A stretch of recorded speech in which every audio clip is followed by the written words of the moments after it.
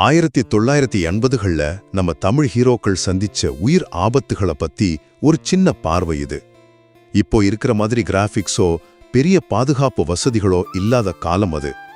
அப்போ நம்ம ஹீரோக்கள் உயிரையே பணயம் வச்சு ஸ்டன் பண்ணிருக்காங்க. அது அவங்களோட அர்ப்பணிப்பை காட்டுற சில அதிர்ச்சியான கதைகள். முதல்ல படப்பிடிப்புல நடந்த சில திகிலூட்டும் சம்பவங்களை பார்ப்போம். மனிதன் படத்துக்காக ரஜினிகாந்த் ஹெலிகாப்டர்ல இருந்து 40 அடி உயரத்திலிருந்து விழுந்தாரு. தலையில 28 தையல். டாக்டர்ஸ் 24 மணி நேரத்துல இறந்துடுவான்னு சொன்ன நிலைமையிலிருந்து மீண்டு வந்தாரு. குரு படத்துக்காக கமலஹாசன் நிஜ புலியோட சண்டை போட்டாரு. அப்ப அந்த புலி தாக்கினதுல முதுகுல 14 தையல் போட்டு 10 நாள் ஐசியூல இருந்திருக்காரு. அதே மாதிரி ஓடுற ட்ரெயின்லேருந்து தவறி விழுந்து கிட்டத்தட்ட 2 கிலோமீட்டர் இழுத்துட்டு போகப்பட்டிருக்கார். கை முறிஞ்சும் அந்த ஷாட்டை நிறுத்தவே இல்லை.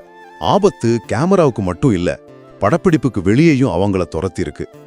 நடிகர் கார்த்திக் ஒரு பைக் ஆக்சிடென்ட்ல லாரி மோதி தலையில பயங்கர காயத்தோட 48 மணி நேரம் கோமாவுல இருந்தாரு.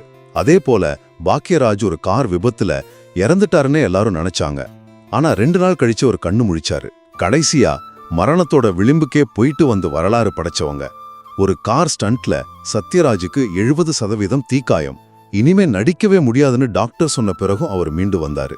இன்னொரு பக்கம் 42 பேர் இறந்த ஒரு ரயில் விபத்துல நடிகர் சிவகுமார் மட்டும் உயிர் தப்பிச்சாரு.